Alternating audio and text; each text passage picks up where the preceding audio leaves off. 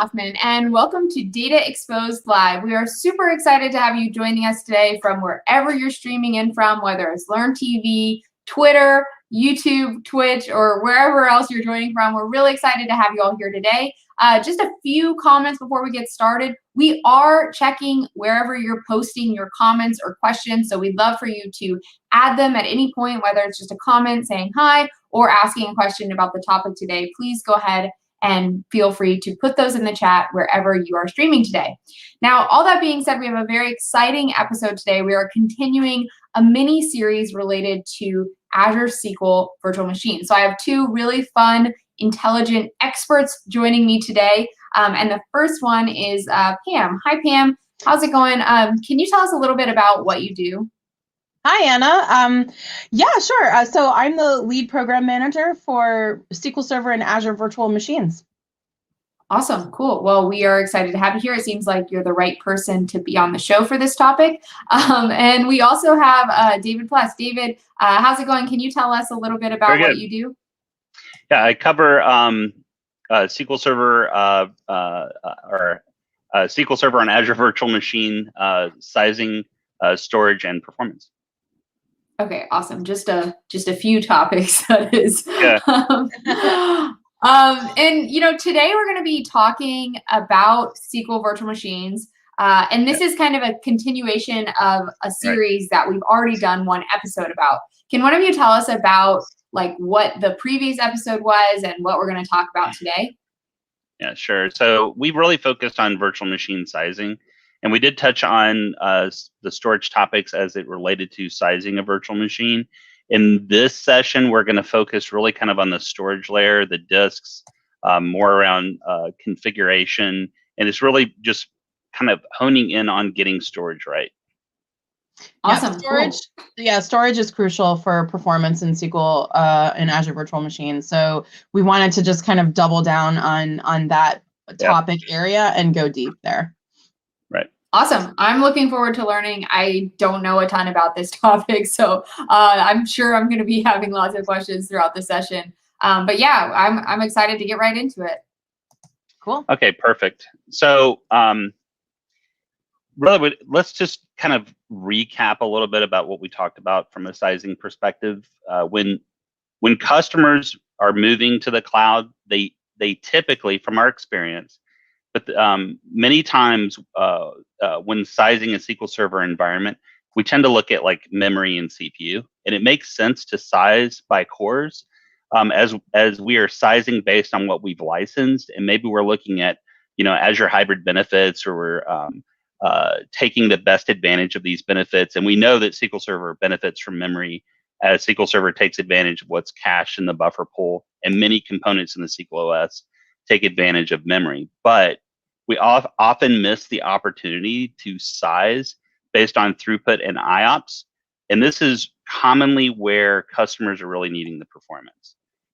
Part of that, I think, is the reason we did cover this in the last session, but the difference between CapEx and OpEx and how it should change the way we're architecting solutions in the cloud, and this should how we change how we approach sizing, especially regarding storage.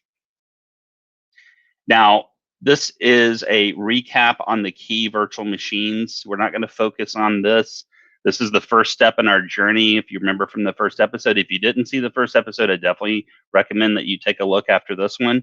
And that one, Pam, Anna, and I focused on the virtual machine sizing.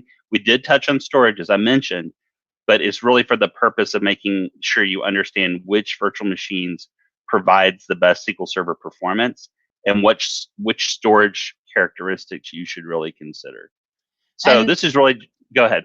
Yeah, I was just going to say that the reason why we chose these three virtual machine series is because of how good the storage is on these. They have high IO and throughput limits. They do have a lot of memory as well, but honestly, that storage throughput is key for your workload. So that's why these series are the ones we focus on for SQL, because they do have such good IO throughput.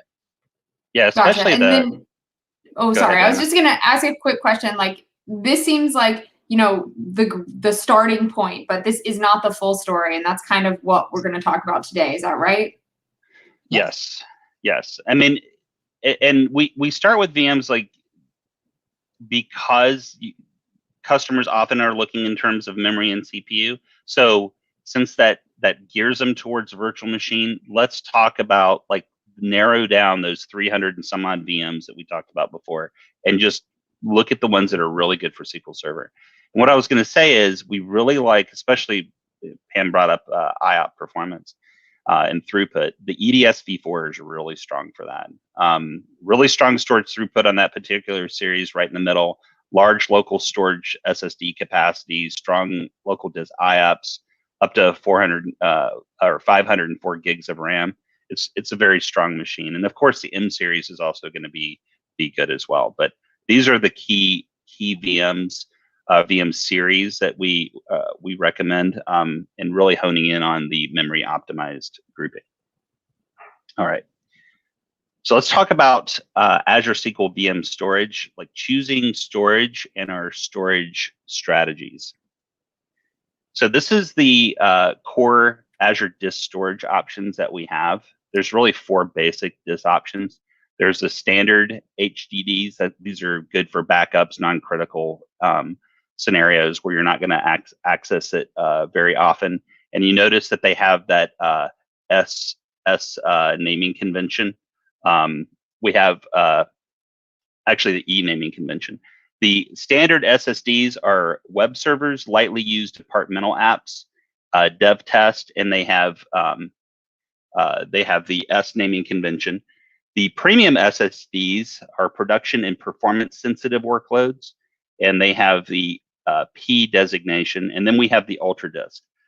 These are IO intensive workloads like SAP HANA, top tier databases like SQL Server, and other transaction heavy workloads. And these are independently configurable scenarios. Now, I'm really just kind of going to blank out half of the screen here, because really what we want to focus on for enterprise environments is the premium SSDs and ultra disk. So the reason we don't recommend the standard hard drives and the standard solid state for SQL Server workloads is really just because you don't get the IOPs and throughput that you're looking for. And the IOPs and throughput that is documented is not guaranteed as it is with premium and ultra disk. So they may be good for lightweight scenarios, like I said, like backup restore, or some lightweight dev test scenarios. But premium SSD and ultra disk is really what you want to target. And kind of going over and this focusing on premium SSDs. These disks have low latency disk support. They're really good for IO intensive mission critical workloads. And they can be used with VM series that supports premium storage. And as you remember from the first series, we only really recommend VMs that support both premium disk storage and caching. And that cache performance is really important, which is why we're focusing on the P30 and P40 here, because those are the disks that are going to give you the cache support. And this is really what you want to start with. So this is why you see it in the Azure portal and the storage configuration. We start with the P30s. Okay. The Azure VM supports attaching several of these premium storage disks in a storage pool. So applications can have up to 64 terabytes of storage per VM. And this is what Storage Spaces is doing for us behind the scenes. And we'll get to that detail in a little bit. But just think of it like a software RAID solution for the purposes of combining disks for performance and capacity. Thanks, Tim, David. We did get a question. I was just going to call out, someone commented about latency. How does latency play into these disk storage options? There's no guaranteed latency on any of these solutions. It is remote storage, so it's generally going to be a little more latency than you're used to experiencing on-prem. However, UltraDisk is going to have the lowest latency. So UltraDisk can get you sub-millisecond latency. Honestly, your mileage is going to vary because it's a remote storage, so it's going over the network. But there's no specific published latency numbers for any of these. In our experience, you can get, like I said, you can get 1 millisecond latencies against UltraDisk. It's going to be a tiny bit higher for premium usually, but that's where things like the ABC cache comes in, which David's going to talk about later, because if you can leverage that cache, you're going to get much lower latency. Yeah, it's a good segue. I mean, was there anything on premium storage that you wanted to add before I jump over to UltraDisk, since it's such a good the one thing I wanted to point out is, like what you mentioned, the caching support. It has to be less than 4 terabytes for it to support caching. So that's why we have P30 and P40 circled here. You could go with a smaller drive, so P20, P10, you can go down. But the P30 is the first one that supports storage reservations, which can help you on cost. That's a very good point. Anything right, so north?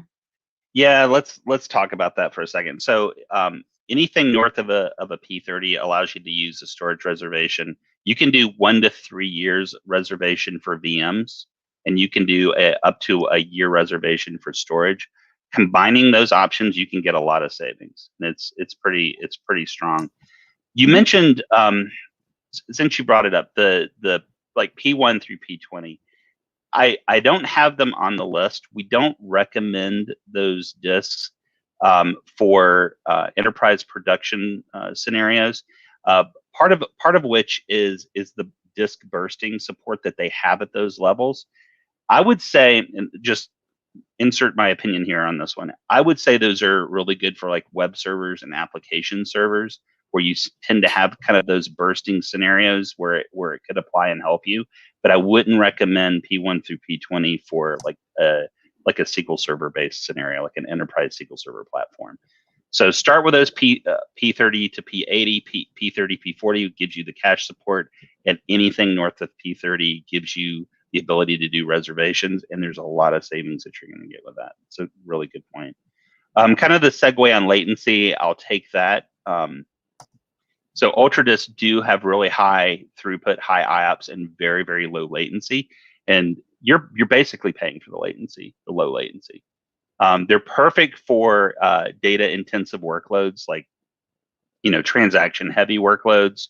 Really useful when the transaction log, you have like really high log usage, and maybe there's like a combined scenario. Maybe you're using replication plus always on availability groups, and maybe something else that's like putting pressure on the log, and you're just generally seeing high write log weights for SQL Server. UltraDisk is really good for those scenarios. But it's really when you need very, very low latency writes, less than a millisecond to the log files.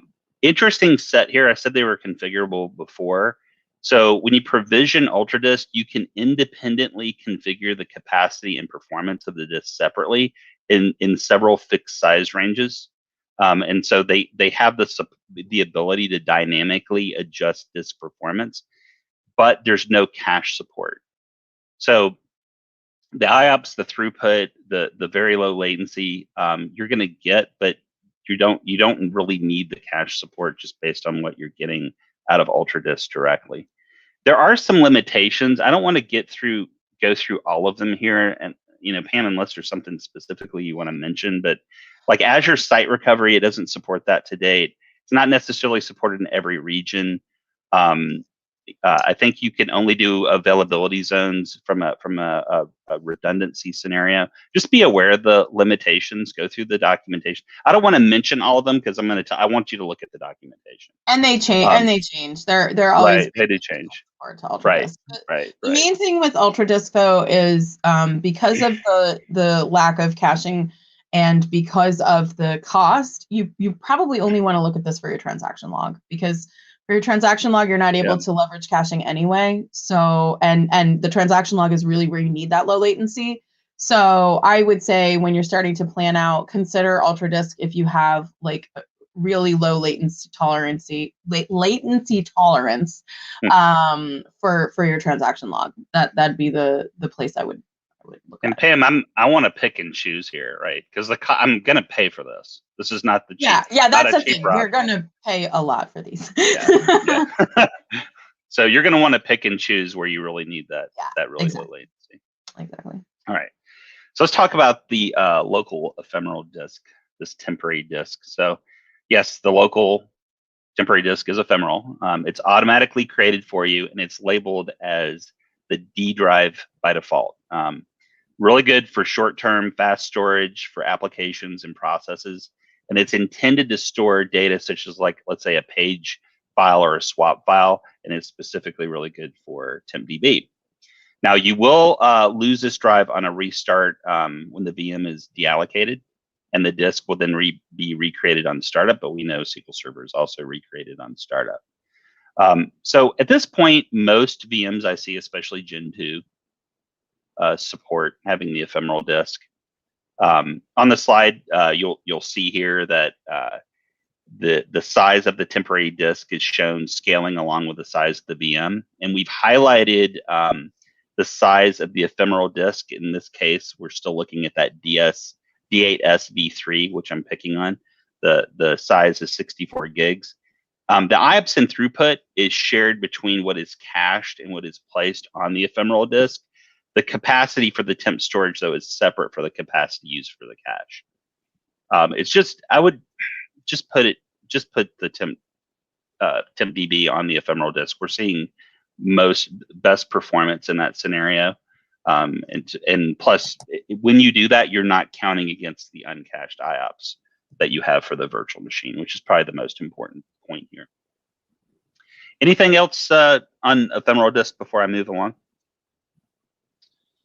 Is this a default, or is this something you have to opt in for? Well, it's a good question. So you're gonna have, if you're picking a machine, and look for the machine that has like D in the name, the naming convention, you're gonna have that local temp disk for those situations, but TempDB is not gonna automatically be on the D drive unless you use the storage configuration in the Azure for the Azure Marketplace templates. Gotcha. Which we're guiding you to that. We're guiding you towards those best practices. Sorry, go ahead, Pam. Yeah, no, I was just gonna say, so if you choose a size that has this temp storage, so when you look at the documentation, if you see temp storage listed, then it will automatically have a D drive. Gotcha. Cool. We also got a question in on YouTube. They say, if we are using on-prem SQL for production and we need to move to Azure, how do we calculate the required IOPs and throughput? Dave, do you have that in the deck later? Yeah. Wow. Checks in the mail. Wow, what an amazing segue. Yeah, so perfmon is the short answer, and David will talk more about the methodology. I've paid some people in there. That's not true. That's not true. All right, so this is really getting to like the nature of IO requests, like, random or sequential reads and writes, small or large. Really, I mean, that's what kind of drives our performance, right? So the general rule is that OLTP apps that generate millions of small and random IO requests need higher IOPs, where data warehousing, which is generally sequential IO requests, need higher throughput. Reality is, I would say that most environments are just a combination of the two. It's just like where the needle goes from back and forth, and it can go back and forth from workloads, right? End of month, end of quarter, end of year processing, and so forth. So for these workload performance indicators, it really comes down to how much data is my application able to process per request. That's really what it comes down to, and it should be a measurable situation. So in the next slide, we have the counters that we're going to tell you to grab. We're not listing the SQL counters. We could probably point you towards documentation in that regard, but let's just focus on like the key, like from a storage perspective, the key things here. IOPS, this is the number of requests that your application is sending to storage per second. Could be a read or write. It could be sequential or random. It really doesn't matter. But OLTP applications need to process as many concurrent requests as possible. We can map IOPS to disk reads per second and disk writes per second in perfmon. Now, throughput is the amount of data that is read from or written to disk per second. So think about the amount of data that your app is sending to storage in a specific amount of time.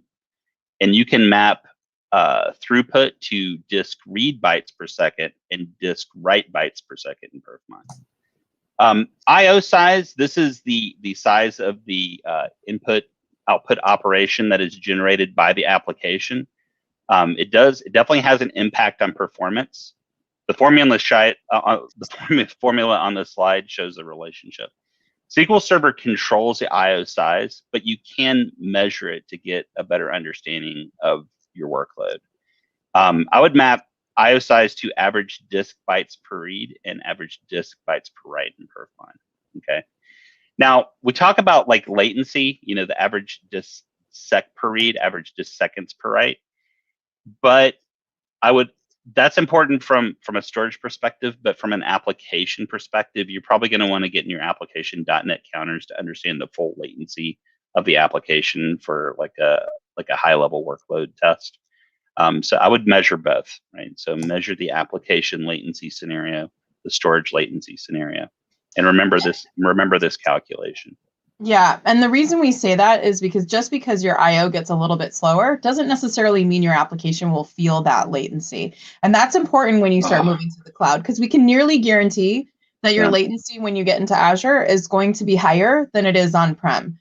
And so I've had a lot of customers kind of panic about that and say, oh my gosh, the latency is so much higher in Azure. Yeah, but is your application latency higher? Because SQL Server can absorb a lot of this for your app, between caching and the buffering that we do. A lot of times your app won't feel that. And so we've had customers that, they've got much higher latency in Azure, but they've measured their application. They're like, actually, we're not even seeing it. So don't focus too much on the precise numbers at this layer.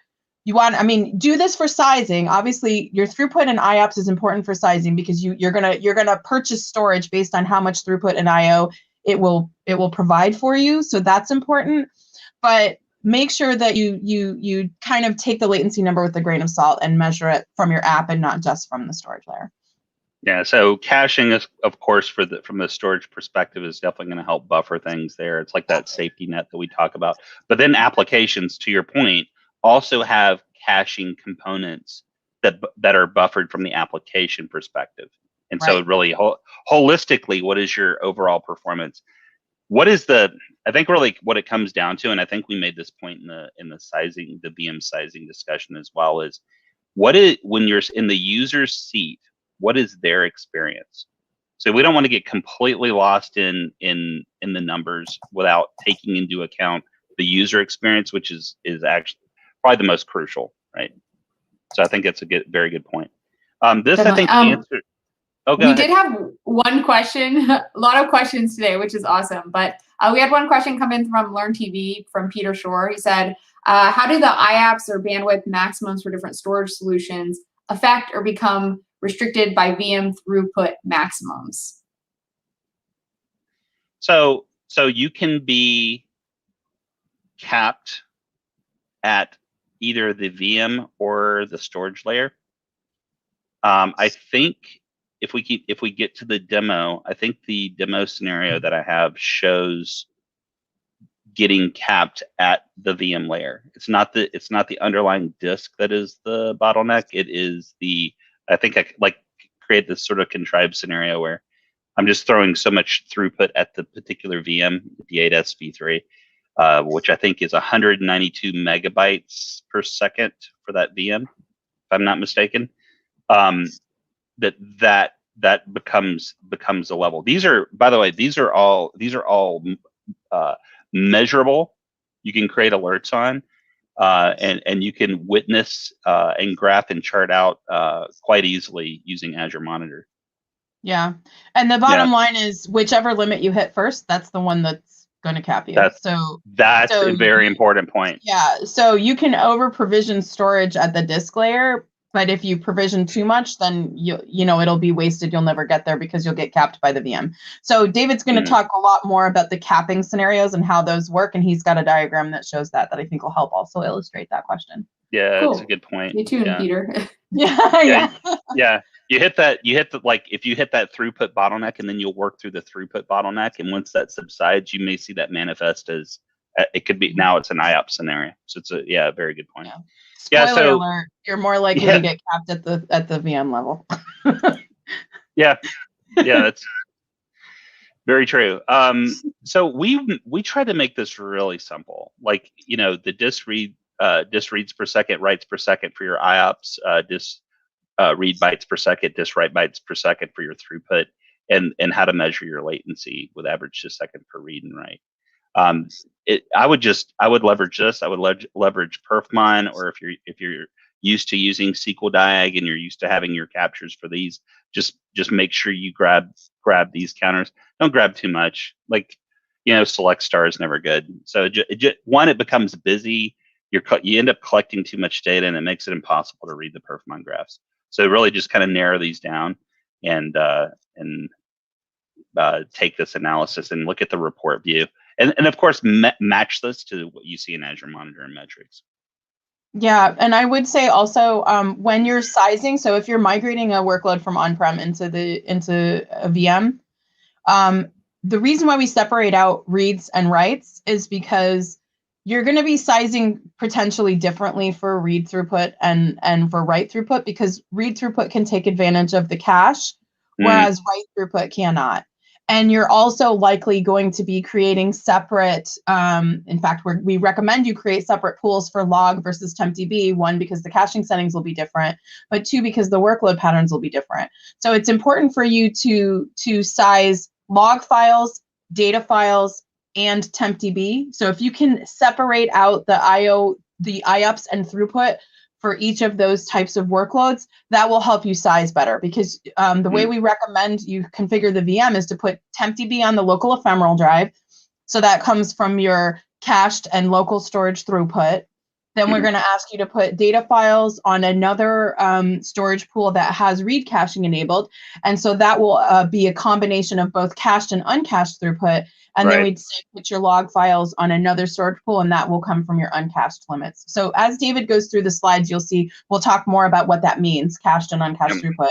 But it's important when you collect these metrics that you understand the different workload patterns and what the IO and throughput requirements are for each one. This is such a good segue. It's almost like we know what we're going to be talking about next. Almost like we share the same brain, right? Yeah, it happens sometimes.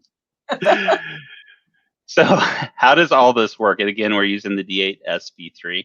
And this is like a really good segue. I didn't catch the gentleman's name, but I think Peter this is going to, thank you. I think this is going to go well into what he's talking about. So this is a bit of a recap. We did touch on this when we talked about the virtual machine scenario, when we were talking about sizing based on these limits. Again, performance can get capped when the application requests more IOPs or throughput than what's allotted for the virtual machine or the attached disk. When capped, applications may experience suboptimal performance through latency. Here, I stress this in the VM scenario, and I'm going to stress it again now. Don't just absolutely run from all capping scenarios. Just because you have a little bit of capping, and I think this goes back to the point Pam was making about applications cache, storage has a cache. What is the user experience? So you want to keep your TCO healthy. You want to have a good sized environment. These buffers, that is the cache, helps you address that. So don't absolutely run from this. But let's take an example here. So we have this D8 SV3. The virtual machine has 8 core, 32 gigs of memory. But the key piece here is the 12,800 uncached IOPs for this machine. In this entire discussion, I'm only focused on IOPs. Okay. Now, you'll notice down here, we have the E30s, and we talked about those being those standard disks. E30 for the OS, E30 for the data disk, both data disk. And I've told you that's not the best practice. We want you to use premium storage. Now, unfortunately, these only support 500 IOPs and 60 megabytes per second. And our application is asking for 10,000 IOPs. So in this case, I'm going through my D8 SV3. I do not have any issues of IOPs at the VM level. However, these requests, however they may be broken out, is certainly going to run into a bottleneck because of the 500 IOPS that I'm only able to support per disk. And so I'm only going to be able to send back 1,500 IOPS to the application. Now, that's certainly a significant difference between what I'm requesting and what I'm getting. And the user is definitely going to notice that scenario. So how do we fix it? Well, in this case, because it's disk level, we fix it at the disk level. We're going to start with our P30s. I'm telling you, I love the P30s. Absolutely do. I always try to start there. The only thing that kind of persuades me to go to a P40 is the number of disks that the VM can handle. So if you have a whole lot of disks, you may create sort of this like watermark that you can't scale down below a certain point. I think we brought that up in the VM sizing episode as well. So just take a look at that and be aware of where you want to be able to scale up and down to, and the range for the number of disks that is supported on the table for the series that you are looking at. Now, this is our disk IO capping being corrected. Okay, so again, I'm asking for 10,000 IOPS. We're breaking these down the same way, but because the disk can handle up to 5,000 IOPS, no problem. And I'm bringing this back, and the application is happy. We don't have that issue anymore. Now, let's take a look at the VM level. And Pam's right. We generally see this scenario pop up. In this case, we're increasing the application's required IOPS to 15,000. So this is what the application is asking for. Again, this is the D8S v3. Again, the 12,800 IOPS. We also have our P30 disks. The only thing that changed is our application got busier. So this is being broken down. Let's just say it's even. The OS and the data disks are all getting 5,000 IOPS. What's being sent back, this 15,000 will get capped at the VM level now, where it's only sending back 12,800 IOPS. Now the question is this enough capping for me to worry about it? Maybe, but this is where you want to really kind of measure the user experience. And if the user experience is fine, I'm not going to worry about this too much. Actually, I'm taking great advantage of my investment if the user experience is fine. If not, then I may look to address this by, hey, do I have a caching option I can use? We'll talk about that. Or do I need to look at resizing my VM? Now, speaking of the capping or caching options, let's look at the documentation that you're going to see.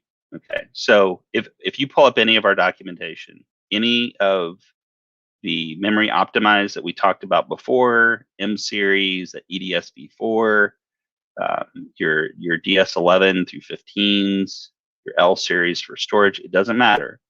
All the documentation looks similar to this. This case, I keep picking on that same VM. I want to kind of have the conversation all in the same VM. The standard D8S v3. Okay, so in all of our examples so far, we've been considering the attached disk IO and throughput in relations to the limits of the machine and the disk. Here's the important thing, though. There are two limits. There's the max uncached disk throughput. This is the default storage maximum limit that the virtual machine can handle. It's also what we're going to tell you to size towards. Okay. The max cached storage throughput is a separate limit that only applies when you enable host caching. And we absolutely want this. So the entire column here that we have highlighted, this only applies when I enable that read-only caching for my data files. And essentially what's happening here is host caching is benefiting you by bringing storage closer to the VM, so it can be written to or read from very, very quickly. All right. And on the next slide, I'm going to show you how to set it up. I think we do cover the configuration in a demo in our previous episode. Before I move on, Pam, anything you want to add here? I just wanted to add that if you do put tempdb on the local ephemeral drive as we recommend, that the IO from tempdb also counts against this limit. So the nice thing about putting tempdb on the ephemeral drive is you're shifting the IO from tempdb from the remote storage, which is usually lower, to the local storage, which comes from this cached IO and throughput limit, and also it's lower latency because it's a local SSD that's attached to the host. Sometimes NVMe. Yeah. And Pam, we ever occasionally hear concerns like, "Oh no, I'll eat up all my cache." We don't see that frequently.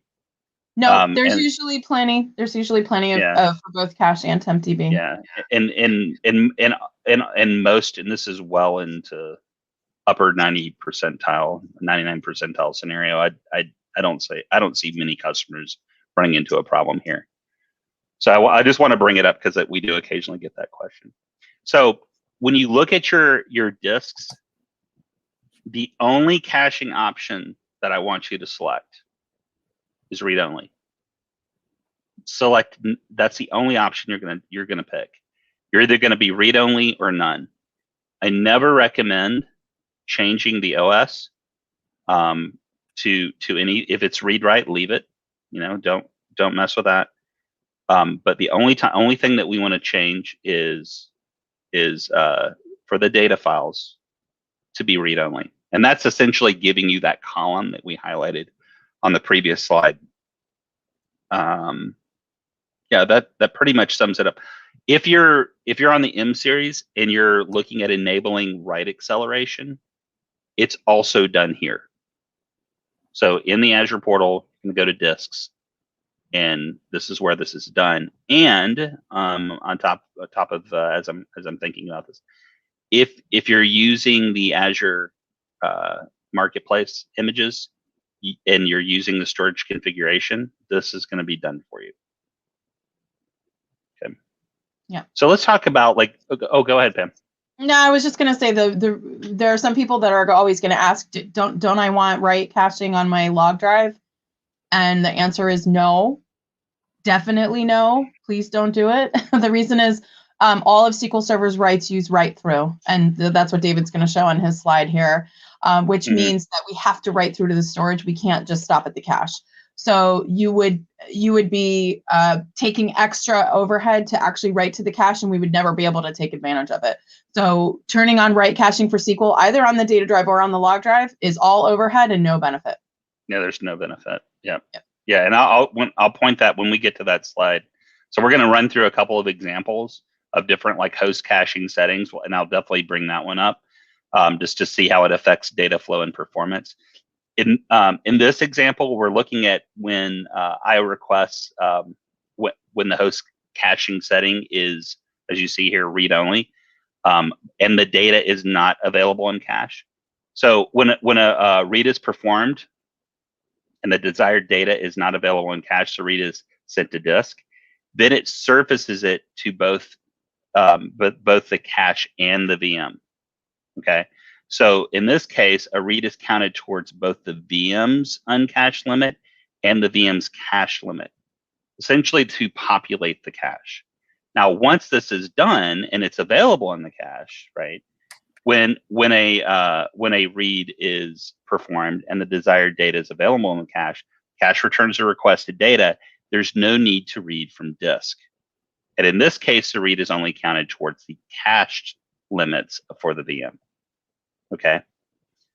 Now, this is like a write operation when we have a read-only caching scenarios. When a write is performed, the write has to be written to both the cache and the disk before it's considered complete. In this case, the write is counted towards the VM's uncached limit and the VM's cache limit. Okay, which makes sense. But see, now let's take a look, and this is just for completeness. Right? We've already said that we don't want to talk, we don't want to enable read write in any way. But let's look at what happens with IO requests when the host cache setting is set to read write. Reads are simple, right? A read is handled the same way as read only. The writes are the only thing that's really different here with read write caching. So when writing with host caching is set to read write, the write needs to be written to the host cache to be considered complete. Okay, so the write is lazily written to the disk during a background process. So this means that the write is counted towards cached I/O when it's written to cache, and then when it's lazily written to the disk, it counts towards the uncached I/O. So this is why you don't want to enable write caching for the transaction log. You're basically chewing up the cache for writes and never getting anything out of it. There's no benefit. Awesome. I think that actually answers a question that we had. Why couldn't the transaction just use it? So yeah, I just wanted to make sure that was clear after this slide, because I saw that question, is that we can't, that lazy write operation, we can't do that for SQL Server because there's a chance that you could lose that drive before it gets hardened to the drive.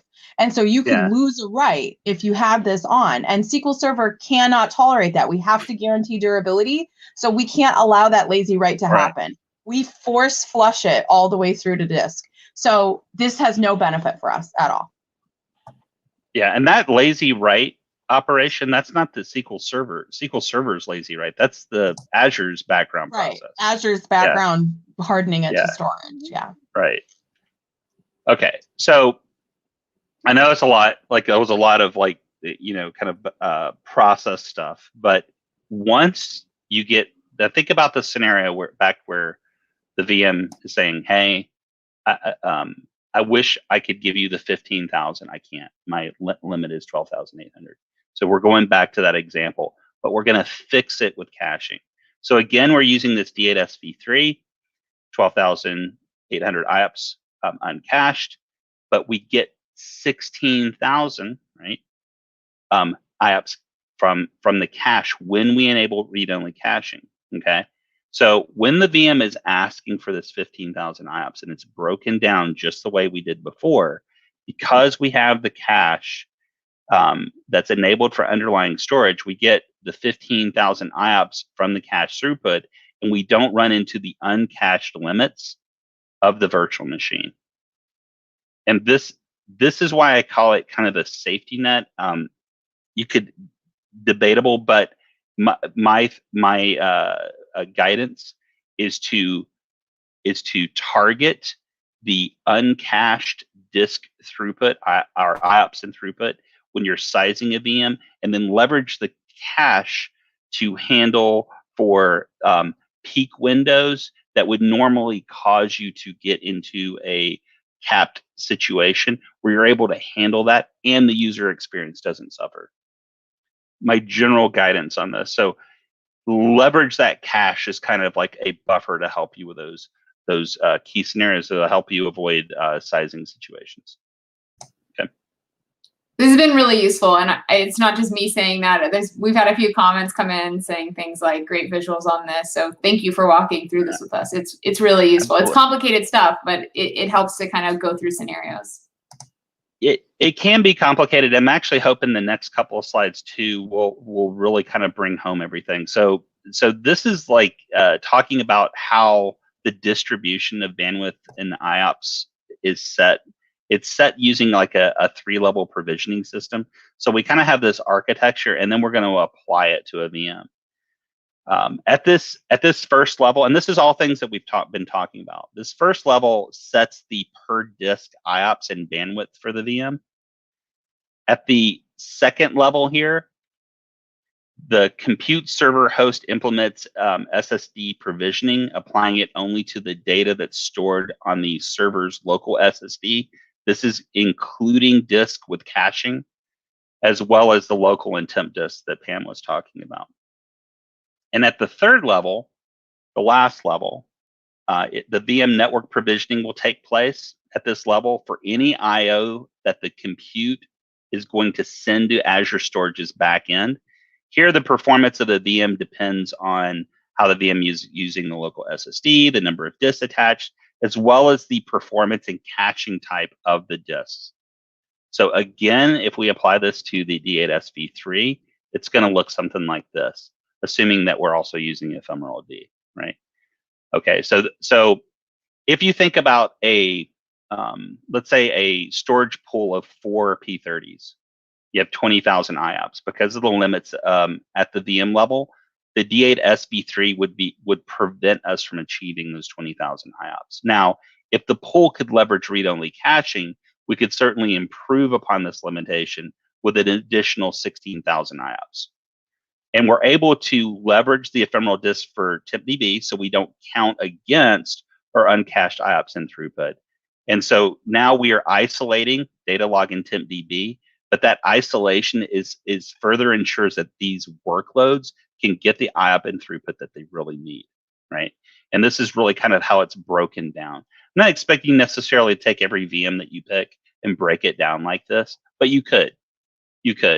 And you could kind of take that same explanation and use it to have conversations internally with your server network teams about, hey, these are the choices that we're making in the cloud, and this is how it applies to our workloads. Okay. Here's like just kind of a really quick summary of all the topics that we've discussed up into this point. Choose the right disk, P30s and P40s for premium, ultra disk only when you need really low latencies, use the ephemeral disk for your TempDB. Enable host caching, read only for your data files, none for your log files. And if you can't use TempDB on the ephemeral disk, okay, this is where you would set it read only when it's remote. If you're on the M series, we talked about this in the sizing VM discussion. Enable it like caching in the Azure portal. It's really good for improved latency scenarios, similar to what you would do with Ultra Disk. If you're on the M series, I'm going to use write acceleration over Ultra Disk. I mean, you have it as part of the VM option, might as well use it. What the number of disks that it's supported varies. Refer to the M series documentation on that. But if you remember anything here, like this is a complicated, Dave, that's a lot. Just use the storage configuration in the Azure portal. Continue to make improvements to that. It's going to apply most, if not all, of the best practices, including block size, interleave, and the number of columns. Block size being 64K, interleave being 64K, and the number of columns is going to match the number of disks because we're essentially doing a RAID 0 for our storage space scenario. And it's going to have all the disk separation and everything that you're going to want. So looking at time, I'm moving a little quicker. I just want to kind of hone in on some really key things here. Storage spaces, just kind of like an overview here. Again, we're using storage spaces to increase the capacity and performance of Azure storage. For our Azure VM, storage spaces is not used for resiliency, to the point I made in the previous slide. It's essentially a software-based RAID 0 solution for the Azure VM with no parity, right? Now, if you see in the bottom, we have four P30s, right? That 20,000 IOP scenario, 800 megabytes per second, and a total capacity of 4 terabytes. Now on the top, right, I have a P50. So if we take a price comparison, I'm just using Ep.2 as an example. Look at the difference in price. So the storage space scenario at the bottom is just roughly $40 more. But look at how much more we're getting picking those P30s and putting them in a storage pool. And again, in the Azure portal and the storage configuration, make this so easy. We do it for you, right? And on top of it, you get read caching. You get that wonderful safety net that we've been talking about. So to me, that's which you don't get on a P50. Let's be clear, because which you do not get right. Yeah, because if it's 4 gigs or higher, or sorry, 4 terabytes or higher, it doesn't support read caching. So absolutely. You get more IOPs. You get, by putting 4 P30s in a pool instead of 1 P50, you get more IOPs. You get more megabytes per second. You get more read caching. You get all of that for about the same price. Right. So the moral of the story here is a larger number of smaller disks is usually better than a small number of large disks. Yes. Now let's take a look at the ultra disk scenario. In this case, I'm matching the IOPs and the throughput and the capacity. Here's the price difference. And remember, you get read caching. No matter as much for ultra disk because it's it's such a race car, but this is the difference in price. Okay. Wow. Now, yeah. Now ultra disk. Ferrari versus Ford Fiesta. That's a good comparison. So UltraDisk is giving us reduced latency, potentially less than a millisecond. This reduced latency is how quick the IOP and throughput will be available to us to use. But here's something really important I want you to understand. If you were to ever hit either the IOP or throughput limits, the latency improvement no longer matters. So you're paying for that latency, but you're also paying for that latency with the understanding that I'm not going to have a throughput or an IOP scenario. So you're really going to also have to kind of tune ahead of any kind of performance scenarios. Now, there are customers that do need the reduced latency. There are customers that are running mission critical workloads that do need UltraDisk performance. I'm just telling you to carefully choose when you need it because you're going to pay for it. But that latency, that sub millisecond latency, that's necessary in certain situations, right? I'm thinking like mission critical, always on, right. Holiday shopping situation. If I have any downtime at all, I'm losing money, like that kind of situation. Right. One quick question, and maybe this is a silly question. When you use storage spaces and you have read caching, since these are all spread across different disks, is there any additional considerations there, or it just kind of works? It just kind of works. The only thing I would add to that is it is possible. You could say that I have certain hero databases, let's say for a large system. You could maybe have another data location where you're not enabling caching. So I could say cache for some databases, but not all. But that would be in a highly hosted situation for a very, very large machine. Yeah. Mainly, you just set these things in the portal and it just magically works. It just works. Awesome. Yeah. Okay, so let's talk about storage spaces and storage configuration. I'm really kind of honing in, like if you were to go through the configuration, if you were to go in and into like a gallery image, select change configuration, go to the SQL Server settings tab, open your optimized performance storage configuration page. I'm going to tell you to use that transactional processing situation. By default, our data files are separated from our log. We're starting with the P30s. We're going to have the number of disks. It will warn you if you're getting over the IOP or throughput limit of the virtual machine. TempDB storage is going to automatically be separated and targeted to the D drive if the D drive is available for the VM. And it's just really simple. And then on the VM itself, block size will be 64K, interleave will be 64K. These are best practices that have been around for a very long time. And as I mentioned, the number of columns will equal the number of disks because it is essentially a RAID 0 and no parity. All right. So these are some key things that I want to hone in on before we get into the demo. Just kind of avoiding some pitfalls. Make sure you're leading with storage for sizing, as it is so much more difficult to rebuild storage than to resize a VM. It's the bottom line.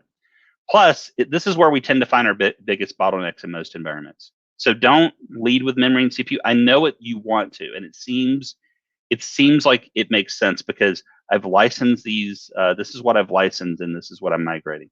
But I'm going to tell you that the best approach is to lead with storage. Missing the performance baseline step. I can't tell you how many times a case comes along to either myself or Pam, and we don't have this information. Ideally, you really want to choose a storage solution based on performance history. The source IOPS and throughput is key to getting the storage right. So we need that peak IOPS and throughput for your data log and TempDB, so we can pick the VM and the storage solution that's going to meet those needs. We really want that. Get all your storage configuration optimization down. Like use caching, pick the right disks. Enable it. You leverage the templates. If you're not going to leverage the templates and roll your own, make sure you have the block size, interleave, number of columns right. just make sure you follow our best practices. And by the way, we have that link available, so you can check our performance best practices in Azure, constantly making updates to that. Burstable disk and virtual machines. And we talk about burstable scenarios something a whole lot, but I will tell you this. This is something you're going to want to revisit as this space is evolving. Check the links that we provided. Note that we have both a credit-based system and a paid-for on-demand system, or a paid-for on-demand system. It's a tongue twister. Burstable disk and virtual machines like the B series are okay for workloads that don't need constant performance, like web servers, but we don't recommend those for SQL enterprise environments.